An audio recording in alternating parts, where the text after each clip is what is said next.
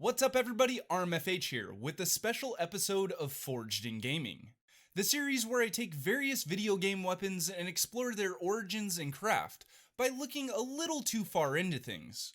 Now, I've done a few of these videos on other items found in Breath of the Wild, but never on the glorious Hylian shield. But before we jump into today's video, I wanted to let you all know I've officially opened up my merch store. Show your support for the channel and pick up an official RMFH t-shirt or hoodie today. Each one helps me produce better content for all of you lovely people out there on the interwebs. Enough on that for now, let's get into today's video. The Hylian shield is one of the most popular and iconic symbols of the Zelda franchise, so far appearing in 5 mainline titles and a few third-party games as well, such as Skyrim and Soul Calibur. But other than the obvious pairing with the Master Sword, what exactly makes this shield so special?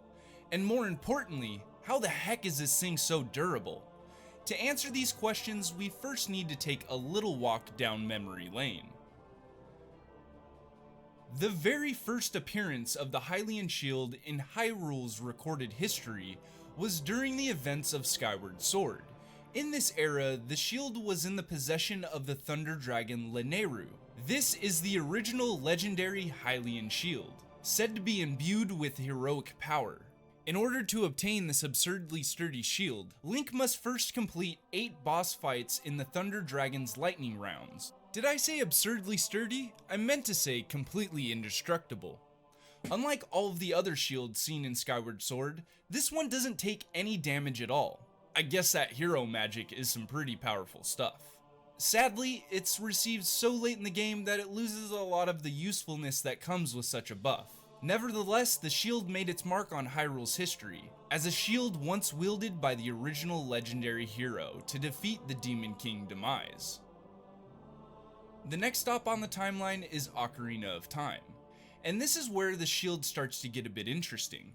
The Hylian shield by this point in Hyrule's history is not some legendary rare item. In fact, the means of recreating this once legendary item, albeit a lesser version, had become so common any random kid could purchase it from a shop for a measly 80 rupees. Or I guess it could be stolen from a certain grave too. Somewhere down the line, the royal family must have hidden the original shield away in order to preserve its magical abilities, or it was just simply lost. As a tribute to the legendary hero, the royal family had replica Hylian shields forged from steel for the Knights of Hyrule. These shields were well made, but ultimately only served as mere imitations of the former Hylian shield. After the split, the shield's rarity goes up. In the child timeline, by the time the events of Twilight Princess take place, the replica Hylian shields cost 200 rupees, and there are only 2 found in the game. In The Wind Waker, it is only shown on the Hero of Time statue, underwater in Hyrule Castle, and the shield is nowhere to be found. Now, let's not even get into A Link Between Worlds, where the only physical one left isn't even in Hyrule, instead found in a dungeon in Lorule. And elsewhere in Breath of the Wild, there's physically only one left in Hyrule Castle, though Grante seems to have a store of them in Tarrytown. So it seems as though at some point after Ocarina, the art of assembling these replica Hylian shields was lost to the flow of time in all 3 splits. By extension, that would have to mean that the shields found in these later games would be left over from earlier in the timeline.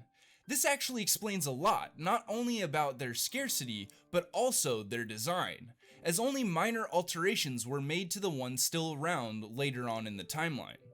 So now that we've established that majority of the Hylian shields found after Skyward Sword aren't the original, and their only claim to fame are the heroes who once wielded them, what does this say about the one found in Breath of the Wild? Is it the one and only absurdly sturdy shield, or is it just some cheap knockoff? First, let's take a look at the shield's in-game description. A shield passed down through the Hyrulean royal family, along with the legend of the hero who wielded it. Its defensive capabilities and durability outshine all other shields.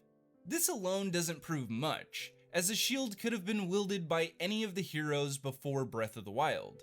However, the physical appearance of it says something different. Interestingly enough, the shield has returned to its original design seen in Skyward Sword, not to mention this game's heavy references to the title itself. Another thing that leads me to this conclusion is what the shield was used for prior to Breath of the Wild. You see, the shield was once used as a trophy of sorts. After a recruit would defeat the Stalnox in the basement of Hyrule Castle, they would be recognized as a Knight of Hyrule and would be given a chance to wield the legendary shield for a time before it was put back on ice. We know for a fact that the shield wasn't overly used or taken, as the shield still resides in Hyrule Castle by the time Link wakes up, and is still in somewhat usable condition. Plus, the Knights of Hyrule and the Royal Guard all used completely different shields. While it's still the most legendary shield, a lot of its power has undoubtedly left it since its time in cold storage, seemingly without any real lore-given reason. But alas, time is one destructive thing, and can do a lot of damage to even the most powerful items. Heck, look at what 100 years and Link being injured did to the Master Sword this time around. One last thing I'd like to touch on are the other Hylian shields sold in Tarrytown.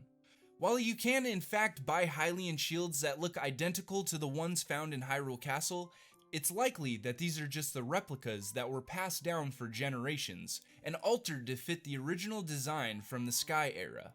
Or, you know, they're all just knockoffs of the original shield and I'm just reaching. But it's fun exploring these kind of topics.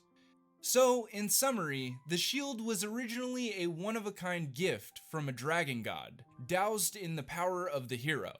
And over the centuries, the original was either hidden away or lost to history.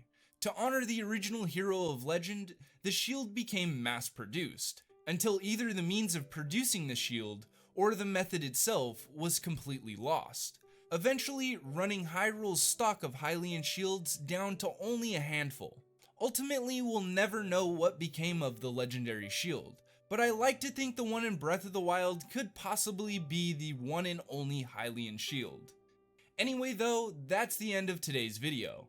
I hope you all enjoyed it. Let me know your thoughts about today's Forged in Gaming episode down below.